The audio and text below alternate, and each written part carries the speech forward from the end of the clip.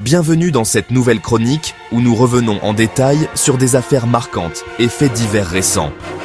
Aujourd'hui, nous abordons des sujets qui oscillent entre justice, société et économie.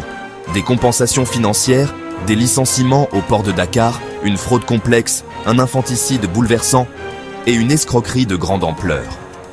Restez avec nous pour comprendre les enjeux derrière ces histoires. L'affaire Ndiaga Diouf a connu une avancée significative. Selon l'avocat Maître Papé Morniang, la famille de la victime a finalement encaissé le chèque de 25 millions de francs CFA, montant décidé par la justice. Cette somme a été mise à disposition avec l'aide financière de la sœur de Barthélémy Dias, en raison des difficultés financières de ce dernier. La réception tardive et la solvabilité du chèque avaient suscité des doutes, mais l'avocat a confirmé qu'il ne s'agissait que d'une opération de communication visant à clarifier un processus judiciaire mal compris par la famille.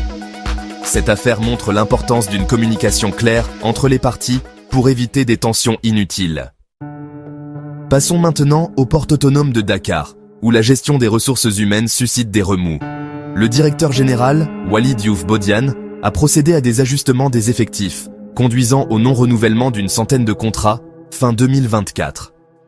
Si certains parlent de licenciement, la direction précise qu'il s'agit simplement de contrats arrivés à terme.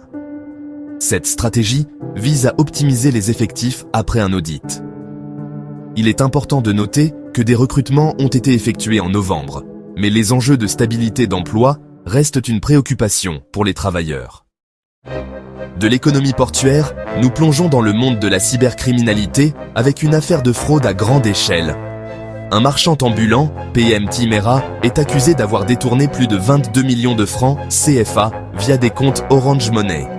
Exploitant des identités perdues pour créer des comptes fictifs, il mémorisait les codes secrets des gérants pour siphonner des fonds.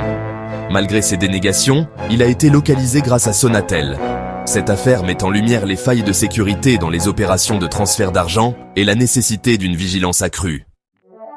Changement de registre avec un fait divers. Tragique à Kaolack.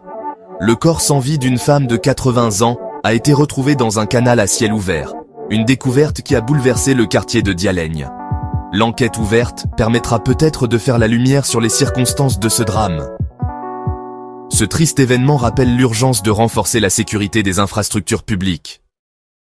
Nous quittons Kaolack pour Dakar, où une jeune femme de 21 ans a été jugée pour infanticide.